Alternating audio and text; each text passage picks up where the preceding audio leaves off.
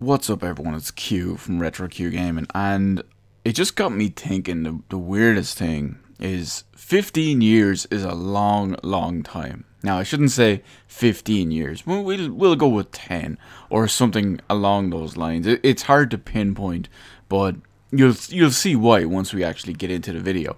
So the reason why I'm mentioning all that is just, well, a little while ago, earlier tonight, I was talking with someone who specifically was dealing with collecting quality retro PC games. Now, I say retro, I'm still talking late 90s, early 2000s. It's not especially far back. We're not talking like late 80s, early 90s kind of deal. But we got to talking about some of the other ones and just some of the recommendations, and he hit stuff like Operation Desert Storm and all that shit, and a couple of other ones too, and that he just picked up recently. The Medal of Honor Pacific Assault, Medal of Honor Allied Assault, and the 2 expansions for it as well. And I threw out a couple more recommendations as well, just say Call of Duty 1 and Return to Castle Wolfenstein. They're all great games for the most part, short of Medal of Honor Pacific Assault, which is goddamn useless. But it really got me thinking, and it got me in a really weird mindset and perspective on the past, basically. EA, Electronic Arts, they actually used to make good games, and they used to make games that I enjoy. And if you want to go really, really far back, they actually made fun and creative, different games as well, instead of what they do nowadays, which is just churn out sequel after sequel after sequel. But the point is that when you look at what EA was 10, 15 years ago, back when I was buying EA games and would play EA games on a regular, now, in 2017, granted, it happened a few years ago, but I'm using right now as the example. In 2017, I don't buy EA games. I don't pirate them either. I just don't. They just stay away. With the exception of The Sims 4. I played The Sims 4 a little bit, but you get my point. I haven't bought with the exception of The Sims 4, and no expansion packs, by the way. I can't remember the last EA game I bought. I want to say it was Battlefield 3. Now, I've got a couple of newer EA games for free over the years. I got something like, I got Titanfall 1, I got Battlefield 4. I think that's it, to be honest. I think that's it. But it really goes to show that when you look back in history, and way back, in early 2002, EA released Medal of Honor Allied Assault. Medal of Honor at the time was a great series. Obviously, it went severely downhill over the last, well, we'll call it a couple of years, and eventually has been shelved and is done away with. I'm sure they'll bring it back in like 5, 6, 10 years whenever people are sick of Star Wars and Battlefield. But the point is that they used to make Medal of Honor a great series. And to me, what really got me thinking about this, and is making me make this video basically, is that I still consider Medal of Honor Allied Assault to be the best World War II game I've ever played. That'll probably never change.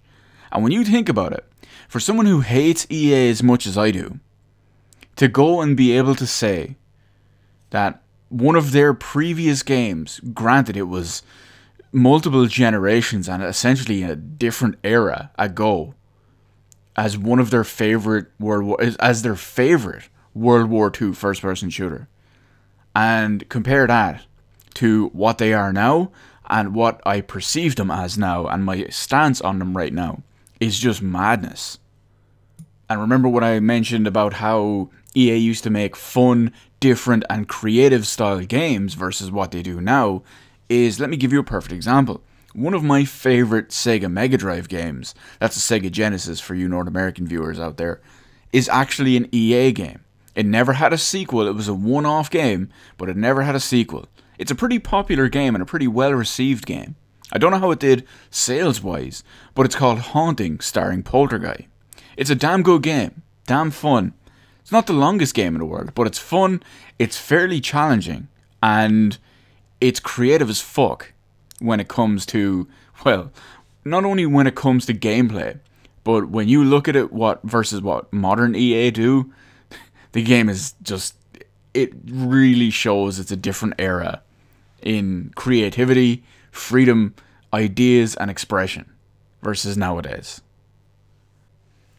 And just to give you the extreme Cliff Notes version of why I don't like EA anymore, eventually it got to the point where the mainstay staples and franchises of the EA, we won't call them EA series, but of EA, they all became very boring, very bland, very samey stuff that I wasn't interested in. And then you had a couple of other things that EA kind of tried to dabble in a little bit, and then they fucked all that up and ruined it. Let me give you some good examples. Dead Space 1. Dead Space 1 is not an EA game. Now, the game was published by EA. The developer basically had everything done. There was no funding or anything like that, from what I'm to believe, from EA for that game. It wasn't contracted or anything like that. They just needed a publisher. I think it was, what was it, Visceral Studios, Visceral Games, whatever it is. They needed a publisher. And EA decided they'd publish it. Obviously, the game was great. Dead Space 1 is fantastic. And it went on to do exceptionally well when it comes to critical acclaim, as well as sales. And then, of course, EA bought the studio. And you can tell in Dead Space 2, you can tell the EA influence. And then in Dead Space 3, they went full balls to the wall EA. The game was panned. The game sold like shit. And, well, yeah, what's Dead Space now? Oh, right. Cancelled.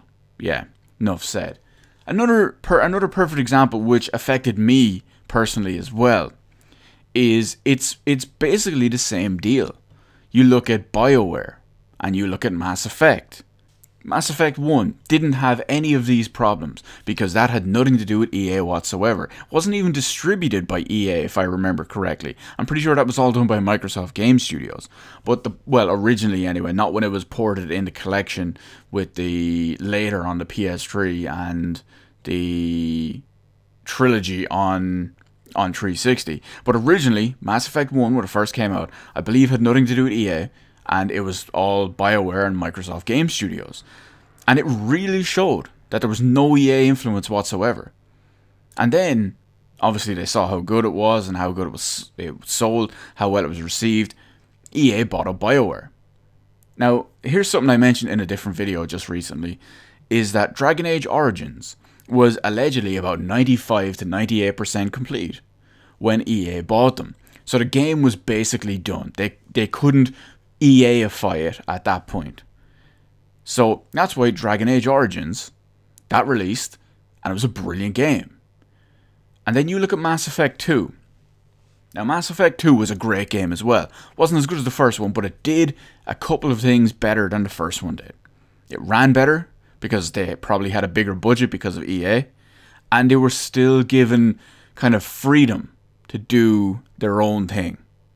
But then, of course, Mass Effect 3 rolled around, and it reeks of EA. I mean, it's already been publicly announced and publicly said that developers in BioWare at the time, they were actively disgusted with some of the higher-up decisions from EA. We call them the suits, came in and said, no, dumb that down, change that, do this, we want to appeal to the widest audience possible. And look how that turned out. Mass Effect 3 is going down in history as being legendarily bad. And of course, then, real quick, it wouldn't be fair if I didn't mention Mass Effect Andromeda, a game that was panned so much that Mass Effect is now on hold. Mass Effect joins Dead Space and Medal of Honor on a shelf. Imagine that. That's madness. And we'll go back to Dragon Age real quick as well. It's basically the same deal. EA acquired BioWare right at the end of production of Dragon Age Origins. Once the time came to make Dragon Age 2, they just went full Mass Effect 3 style and said, here, listen, dumb this down as much as we can, get it really basic, and make it appeal to the widest audience. And look what happened. Dragon Age 2 is a fucking flop. Terrible game. So basic. Hack and slash galore. Absolutely nothing like Dragon Age Origins. If you change the name on Dragon Age 2 to basically anything else, you wouldn't be hurting the Dragon Age franchise at all. It almost feels like they made a completely different game that had nothing to do with Dragon Age and just slapped the name on it just to try to get a bit of recognition and a bit of extra sales for it. Again, Dragon Age Inquisition, third one came after it. Supposedly it's better than the second one, but to quote myself from a different video, they say it's better than the second one, but walking face first into a wall is better than Dragon Age 2. And of course there's all the rumors now that Dragon Age is shelved as well. So you get my point. What they do with studios, they bite them up, they bastardize and homogenize their games and just dumb them down to the point to try appeal to the widest audience. The game releases, it gets panned for being shit, and well, it doesn't sell anywhere near it because it's shit.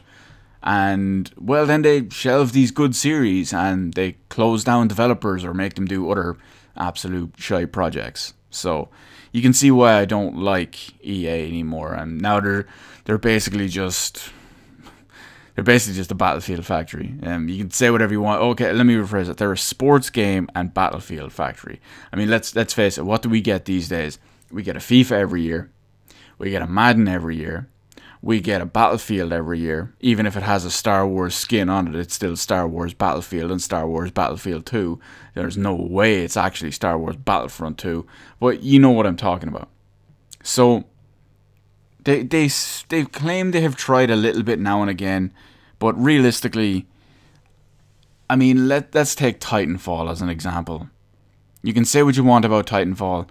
It's still very safe for EA to have done something with.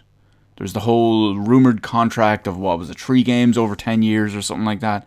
It's still very safe. It's like they said, okay, we need, like, back when they were doing this, at least anyway, it's like, okay, Call of Duty is going futuristic.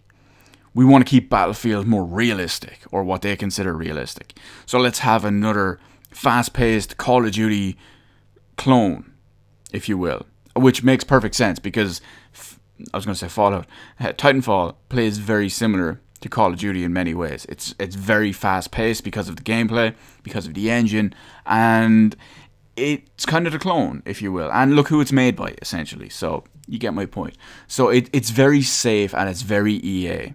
And to be honest, if EA had bought Respawn Entertainment, because they're only contracted for the games, they haven't actually bought them, we'd see a whole other story, if you ask me.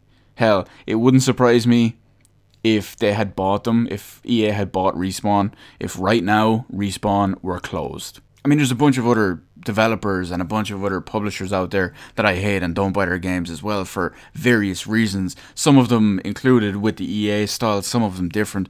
But I'm not going to talk about that because the video will go on for ages and it's already gone on way too long here. But I just want to reiterate one more time that look at how much EA has changed from their old, innovative, original, creative style. They're willing to try stuff, to the big corporate machine that has been voted worst company in America 2 years consecutively. And you see my point. Now what they do, they gobble up all the studios, they butcher their games and they butcher their IPs and ideas, get as much out of it as they can, shelve the franchise, dissolve the studio or put them on some bullshit projects, and well, they just ruin everything. And that's basically the way I see it. And from going to having my favorite first-person shooter World War II game to not even buying their games, yeah, you get my point. Anyway, let me know in the comment section below if you think my, we'll call it, personal view on EA is justified. Do you think I'm going over the top? Because let's face it, a lot of what 99% of what EA makes nowadays doesn't appeal to me. I don't feel like I'm missing out. But anyway, let me know in the comment section below if you think it's reasonable, if you think it's well, let's see, what would the word to be correctly used here? If it's rational? If it's a rational thought? Yeah, let's go with that. If it's a rational thought, if it's a rational process, or if you think I'm overreacting or doing something crazy, if you think it's a decent principle, or if you think my analyzation of what EA have done and what they do over all these years with these studios and their franchises, etc., etc., if you think it's accurate, or if you think it's wrong, or whatever, Let me know in the comment section below any of that stuff, or anything I may have missed out on. As always, hit the like button if you liked the video, hit the dislike button if you didn't like the video. If for some reason you're not already subscribed to the channel, well, there's a nice big red button down below that can change that so you can get more of this amazing content that I like to put out, because, well, why wouldn't you? Or you can tune into one of the live streams. Wow, I shouldn't be recording these things at nearly 1:20 in the morning.